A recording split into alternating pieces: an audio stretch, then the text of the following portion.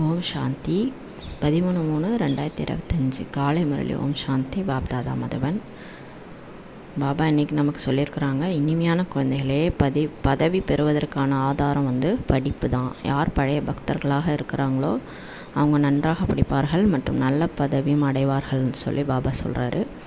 அதாவது பக்தியை வச்சு தான் இந்த படிப்பு, ஞானத்தினுடைய படிப்பே இருக்குது. பக்தி நிறையா பண்ணியிருந்தாங்கன்னா நிறைய படிப்பாங்கன்னு சொல்கிறாரு. கேள்வி: யார் தந்தையின் நினைவில் இருப்பார்களோ அவர்களது அடையாளம் என்னவாக இருக்கும்? பதில்: நினைவில் இருப்பவர்களிடம் நல்ல குணங்கள் இருக்கும். அவர்கள் தூய்மையாகி கொண்டே செல்வார்கள். பாபாவை நினச்சா அவங்க தூய்மையாகிட்டே போவாங்க. ராயல் தன்மை வந்து கொண்டே இருக்கும். தங்களுக்குள் பார்க்கடல் போன்று அவங்க இருப்பாங்க. மற்றவர்களை பார்க்காமல் தன்னை தான் பார்ப்பார்கள். யார் செய்வார்களோ அவர்கள் அடைவார்கள் என்பது அவர்களது புத்தியில் இருக்கும் சொல்கிறாரு. ஓம் சாந்தி. பாரதத்தின் ஆதி சனாதன தேவி தேவதா தர்மத்தின் சாஸ்திரம் கீதை என்பது இப்போது உங்களுக்கு புரிய வைக்கப்பட்டிருக்குது. இந்த கீதையை கூறியது யார் என்பது யாருக்கும் தெரியாது. ஏன்னா இது ஞானத்தின் விஷயன்றாரு. மற்றபடி இந்த ஹோலி போன்ற விழாக்கள் நம்முடையது கிடையாது. இவை அனைத்தும் பக்தி மார்க்கத்தின் விழாக்களாகுன்றாரு. விழா என்றாலே ஒரே ஒரு திருமூர்த்தி சிவஜெயந்தி தான் ஆகுன்றார். அவ்வளவுதான். சிவஜெயந்தி என்று மட்டும் ஒருபோதும் கூறிவிடக்கூடாது. திருமூர்த்தி என்ற வார்த்தை சேர்க்கும்போது மனிதர்கள் குழப்பமடைய மாட்டார்கள். அப்போ திருமூர்த்தி சிவஜெயந்தின்ட்டு சொல்கிறாரு. திருமூர்த்தி சித்திரம் இருக்கிறது அல்லவா? கீழே தெய்வீக சுயராஜ்யம் உங்களது பிறப்புரிமை என்று இப்போ எழுதப்பட்டிருக்க வேண்டும்ன்றாரு. சிவபகவான் தந்தையாகவும் இருக்கிறார் அல்லவா?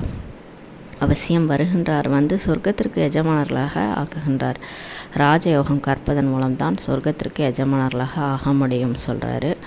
சித்திரங்களுக்குள் அதிக ஞானம் இப்போ இருக்குது. மனிதர்கள் ஆச்சரியப்படும் அளவுக்கு சித்திரங்களை நம்ம உருவாக்கணுன்றாரு. யார் அதிகம் பக்தி செய்திருப்பார்களோ அவங்க தான் ஞானமும் அதிகமாக அடைவாங்கன்னு சொல்கிறாரு. குறைவாக பக்தி செய்தவர்கள் ஞானமும் கூட குறைவாக தான் அடைவார்கள்.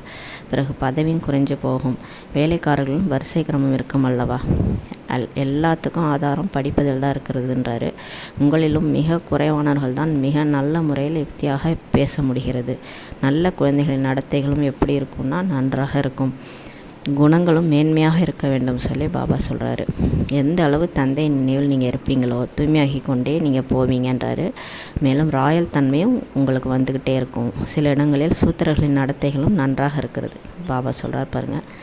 வெளியில் இருக்கிற பிகேஸ்களும் பரவாயில்லன்றார். ஆனால் இங்கே இருக்கக்கூடிய பிகேஸ் பிராமண குழந்தைகள் நடத்தைகள் அப்படி இருக்கிறது. கேட்கவே கேட்காதீர்கள் சொல்லி பாபா சொல்கிறாரு. அதனால்தான் இவர்களுக்கு ஈஸ்வரன் கற்பிக்கிறாரா என்று அவர்கள் கேட்குறாங்க. ஆக குழந்தைகளின் நடத்தை இம்மாதிரியாக இருக்கக்கூடாதுன்னு சொல்லி பாபா இன்னைக்கு சொல்கிறாரு. மிக இனிமையாக இருக்கணும். பார்க்கடல் போன்று இருக்க வேண்டும். யார் செய்வார்களோ அவங்க தான் அடைவார்கள். மற்றவர்கள் பெற மாட்டார்கள்னு சொல்கிறார் பாபா. தந்தை நல்ல முறையில் புரிய வச்சுக்கிட்டே இருக்கிறாரு. முதலில் எல்லையற்ற தந்தையின் அறிமுகம் கொடுத்து கொண்டே இருங்கள் சொல்கிறாரு. திருமூர்த்தி சித்திரம் கூட மிகவும் நன்றாக இருக்கிறது. சொர்க்கம் மற்றும் நரகம் ரெண்டு புறமும் இருக்கிறது. சக்கரத்திலும் தெளிவாக இருக்கிறது. எந்த தர்மத்தை சார்ந்தவர்களாக இருந்தாலும் இந்த சக்கரம் அல்லது மரம் பற்றி நீங்கள் புரிய வைக்க முடியும். இந்த கணக்கை பார்க்கும்போது நீங்கள் புது உலகம் சொர்க்கத்திற்கு வர முடியாது அப்படின்னு அவங்களே புரிஞ்சுக்குவாங்க. அதாவது அந்த மற்ற தர்மத்தில் வர்றவங்க சக்கரம் மற்றும் மரத்தினுடைய படத்தை வச்சு புரிஞ்சுக்குவாங்கன்னு சொல்கிறாரு. எந்த தர்மம் அனைத்தையும் விட உயர்வாக இருந்ததோ, அனைத்தையும் விட செல்வம் செழிப்பாக இருந்ததோ அதுவே அனைத்தையும் விட ஏழையாக இப்போ ஆகிடுச்சு. அதாவது அது என்ன தர்மம்னா தேவி தேவதா தர்மம். எது அனைவரையும் விட முதலில் வந்ததோ அதன் எண்ணிக்கையும் அதிகமாக இருக்கணுன்றாரு. ஆனால் இந்துக்கள் பலர் மற்ற தர்மங்களில் மாற்றம் அடைஞ்சு போயிட்டாங்க. சில கிறிஸ்துவ தர்மம் அந்த மாதிரி மாறி மாறி போயிட்டாங்க.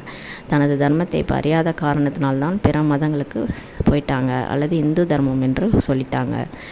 நம்ம தர்மத்து பேரே மாற்றினாங்க. தங்கள் தர்மத்தை புரிந்து கொள்வதும் கிடையாது. அமைதி கொடுப்பவரே என்றும் ஈஸ்வரன் அவரை தான் அதிகம் அழைக்கிறாங்க.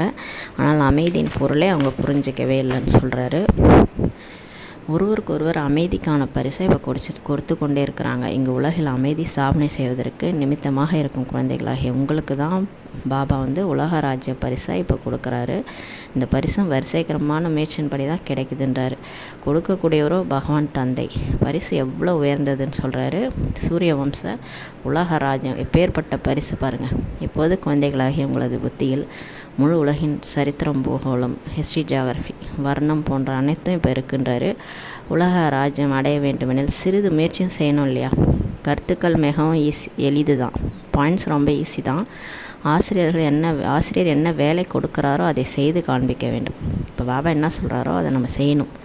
ஆக யாரிடத்தில் முழு ஞானம் இருக்கிறது என்பதையும் பாபா பார்க்குறாரு. சில குழந்தைகள் முரளின் மீது கவனமே கொடுப்பது கிடையாது, தினமும் முரளி படிப்பது கிடையாதுன்னு சொல்லி பாபா நம்மளை குற்றம் சாட்டுறாரு. யார் முரளி படிக்கவில்லையோ அவர்கள் மற்றவர்களுக்கு என்ன நன்மை செய்ய முடியும் சொல்லி பாபா கேட்குறாரு.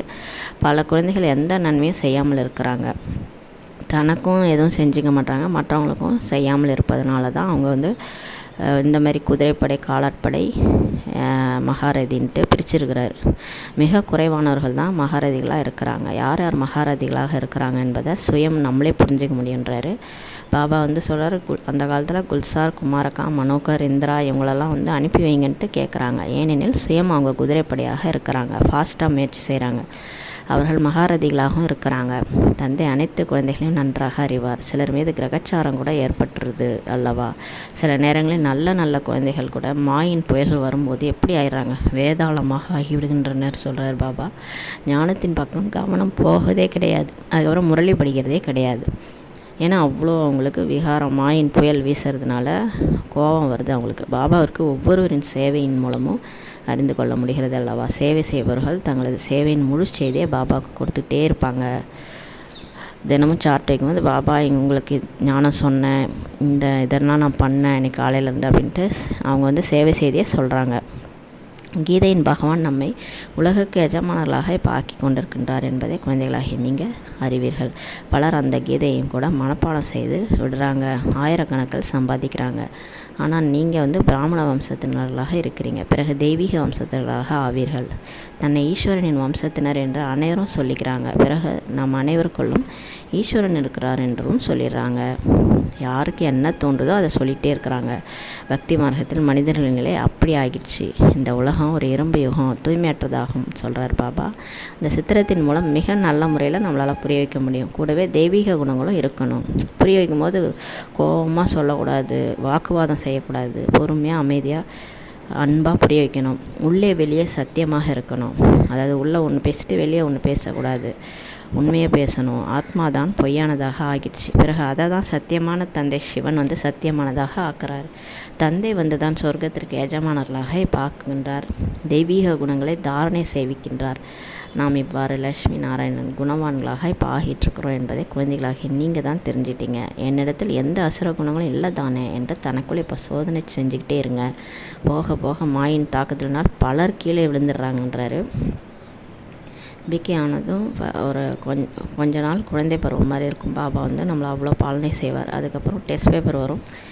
நிறைய டெஸ்ட் பேப்பர் வரும்போது அந்த மாயா புயல் எடுத்துகிட்டு வரும்போது நிறைய பேர் அதில் தாக்கு படிக்க முடியாமல் கீழே விழுந்துடுறாங்கன்றார். உங்களுக்கு இந்த ஞானம் மற்றும் விஞ்ஞானம் தான் ஹோலி மற்றும் துரியாகும்.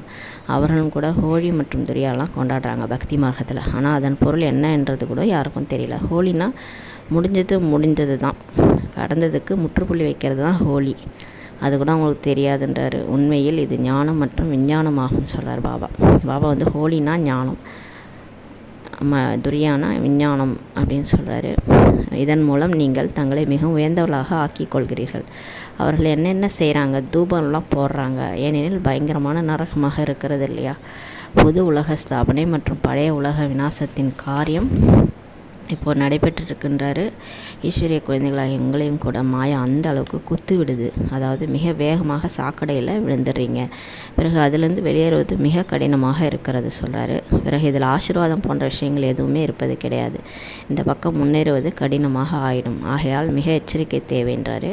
மாயா நம்மளை வீழ்த்துறதுக்கு முயற்சி செய்யுது, அதனால் எச்சரிக்கையாக இருங்கன்றாரு. மாய நித்தத்திலேருந்து தப்பிப்பதற்கு ஒருபோதும் தேகாபிமானத்தில் மாட்டிக்காதீங்க. சதா இப்போ எச்சரிக்கையுடன் இருங்க. அனைவரும் சகோதர சகோதரிகள். பாபா என்ன சொல்லி கொடுத்தாரோ அதையே தான் சகோதரிகளும் கற்றுக் கொடுக்குறாங்க. இப்போ சிஸ்டர்ஸு பிரதர்ஸு எல்லாம் கிளாஸ் எடுக்கிறாங்கன்னா பாபா சொல்கிறது தான் அவங்க சொல்கிறாங்க. அதனால் பாபாட்ட தான் பலியாகணும் தவிர சிஸ்டர்ஸ் பிரதர்ஸ்டெல்லாம் பலியாகக்கூடாது. அவங்க மேலே ஒரு பேர் ரூபத்தில் மாட்டிக்கூடாது. பிரம்மாவிடத்திலும் பலியாகக்கூடாது. இவர் கூட முயற்சி செய்து தான் கொண்டிருக்கிறார். முயற்சி நன்றாக செய்திருக்கிறார் பிரம்மா பாபா. அதாவது சுய நன்மையை செஞ்சுக்கிட்டாரு, நமக்கும் கற்றுக் கொடுக்கின்றார். ஆக நாமும் சுயநன்மை இப்போது செய்து கொள்ள வேண்டும் சொல்லி பாபா புரிய வைக்கிறாரு. இன்று ஹோலியாகும். இப்போது ஹோலிக்கான ஞானமும் பாபா சொல்லிகிட்டு இருக்கிறாரு. ஞானம் மற்றும் விஞ்ஞானமாகும். ஞானம்தான் படிப்பு என்று சொல்லப்படுகிறது. விஞ்ஞானம்னா என்ன என்பது யாருக்கும் தெரியாது. விஞ்ஞானம்னா ஞானத்தையும் கடந்து போகிறது தான் விஞ்ஞானம் சொல்கிறாரு. இங்கே உங்களுக்கு ஞானம் இப்போ கிடைக்கிது. இதன் மூலம் நீங்கள் பலனை அடைகிறீங்க. மற்றபடி அது சாந்தி தாமம். இந்த ஞானத்தையும் விட்டுட்டு நம்ம பரந்தாமத்துக்கு போயிடுவோம். அதுதான் விஞ்ஞானன்றாரு. இங்கே நடித்து கலைத்து விடும்போது அமைதியாக இருக்க விரும்புகிறீங்க. இப்போது உங்களது புத்தியில் இந்த சக்கரத்தின் ஞானம் இருக்குதுன்றார் பாபா. இப்போது நாம் சொர்க்கத்திற்கு செல்வோம். பிறகு 84 பிறகுகள் எடுத்து நரகத்திற்கு வருவோம். மீண்டும் அதே நிலை நமக்கு பிறகு ஏற்படுன்றாரு. இது இப்போ நடைபெற்று கொண்டே இருக்கிறது. இதுலேருந்து யாரும் விடுபட முடியாது. நாடக சக்கரத்துலேருந்து யாரும் விடுபட முடியாதுன்றாரு. இந்த நாடகம் ஏன் தான் உருவாக்கப்பட்டிருக்குதுன்றலாம் சிலர் கேட்குறாங்க. சிலர் அப்படியே சோர்வாயிடுது, வாழ்ந்து பிடிக்கல, இது ஏன் தான் இந்த இதெல்லாம் உருவாக்குனாரோன்ட்டு கேட்குறாங்க. அப்படியே இது புத உலகம் மற்றும் பழைய உலகத்தின் விளையாட்டுன்னு சொல்லி பாபா சொல்கிறார். அழிவற்றதாக உருவாக்கப்பட்டிருக்குது. மரத்தை வைத்து புரிய வைப்பது கூட மிகவும் நல்லதுன்றாரு. அனைத்தையும் விட முதல் முக்கியமான விஷயமே தந்தையை நினைவு செஞ்சால் தூய்மையானவர்களாக நீங்கள் ஆகிடுவீங்க. மற்ற தர்மங்களில் மாற்றலாகி சென்றவர்கள் யார் யார் இந்த குலத்தை சார்ந்தவர்களோ அவர்களும் வெளிப்படுவாங்க என்பது நாளடைவில் உங்களுக்கு தெரிஞ்சிடும். எப்போது அனைவரும் வந்துவிடுவார்களோ அப்போது மனிதர்கள் ஆச்சரியப்படுவாங்கன்னு சொல்கிறாரு. தேக அபிமானத்தை விட்டு ஆத்ம அபிமானியாக இப்போ ஆகுங்கன்ட்டு அனைவருக்கும் சொல்லுங்கள். உங்களுக்கு படிப்பு தான் மிகப்பெரிய திருவிழான்னு சொல்லி பாபா சொல்கிறாரு. நமக்கு பாருங்கள், பெரிய திருவிழாவே இந்த படிப்பு தான்றாரு. குஷியாக ஜாலியாக முரளி படிச்சுட்டு இருங்கன்றார்.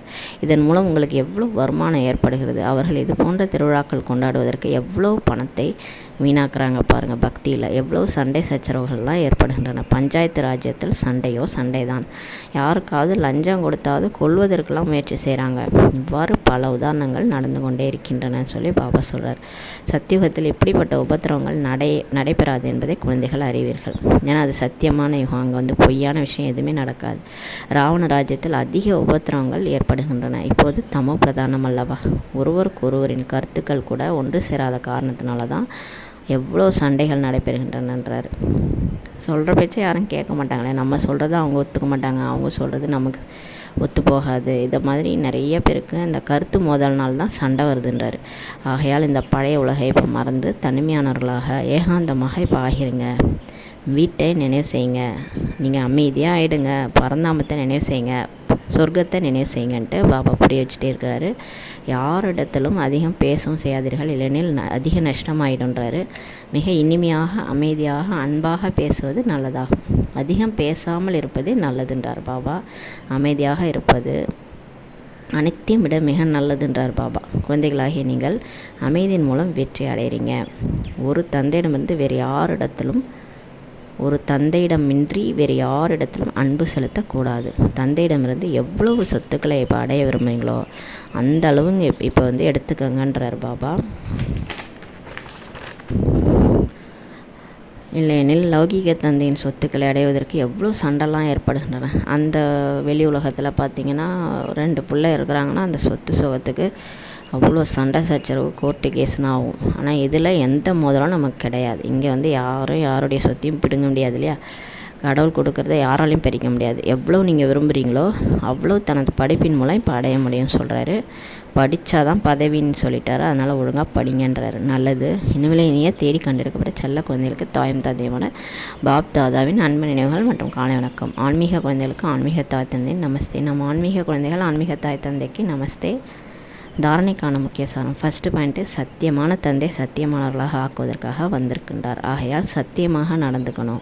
எனக்குள் எந்த அசுர குணங்களும் இல்லை தானே, நான் அதிகம் பேசுவது கிடையாது அல்லவா என்று தன்னைத்தான் சோதித்து கொள்ள வேண்டும். மிக இனிமையானவர்களாக ஆகி அமைதியாக மற்றும் அன்பாக பேசணும். 2வது பாயிண்ட்டு, முரளியின் மீது மிகுந்த கவனம் கொடுக்கணும். தினமும் முரளி படிக்கணும். தனக்கு மற்றும் பிறருக்கும் நன்மை செஞ்சுக்கணும். ஆசிரியர் என்ன காரியம் சேவை கொடுக்கின்றாரோ அதை நம்ம செஞ்சு காண்பிக்கணும். பாபா என்ன சொல்கிறாரோ அதை நம்ம செஞ்சு காண்பிக்கணுன்றாரு. வரதானம். ஹோலினா கடந்தவற்றுக்கு முற்றுப்புள்ளி வைக்கிறது, அதான் ஹோலி சப்தத்தின் அர்த்தத்தை வாழ்வில் இப்போ கொண்டு வந்து புருஷார்த்தத்தின் வேகத்தை, முயற்சியின் வேகத்தை அதிகரிக்கக்கூடிய தீவிர புருஷார்த்தி ஆகுங்கன்ற வரதானம் கொடுக்குறாரு. எப்போ முயற்சி அதிகமாகும்னா நம்ம பழைய விஷயங்களை பேசாமல் அதுக்கு ஃபுல் ஸ்டாப் வைக்கிறது தான். பழசை நீங்கள் பேசுனீங்கனாலே நம்ம தீவிர புருஷார்த்தியே கிடையாது, முயற்சியாளர் தான் அப்படின்னு சொல்கிறார் பாபா. அப்போ ஹோலி என்றால் எந்த விஷயம் முடிஞ்சிருச்சோ கடந்து விட்டதோ அதை முற்றிலும் நீங்கள் அழிச்சிடணும். கடந்ததை கடத்தி விட்டு முன்னேறி செல்லணும்.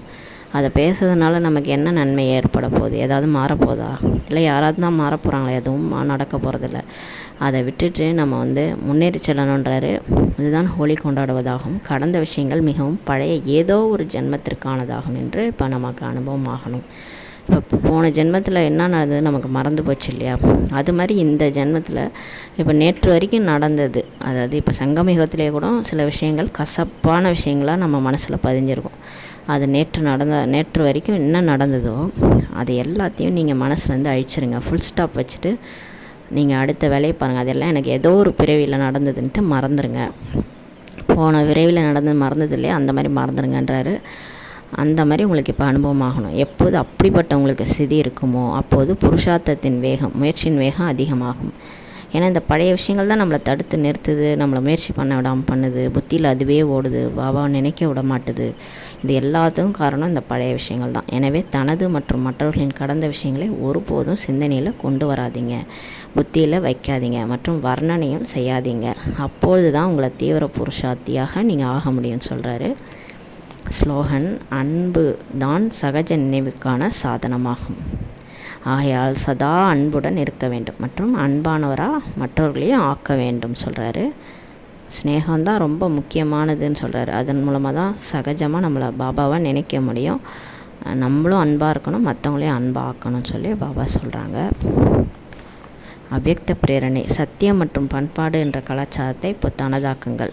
என்னவெல்லாம் ஞானத்திற்கான ஆழமான விஷயங்களோ அதை தெளிவாக்கும் விதி உங்களிடம் மிகவும் நன்றாக இருக்கின்றாரு மற்றும் விளக்கமும் உள்ளது.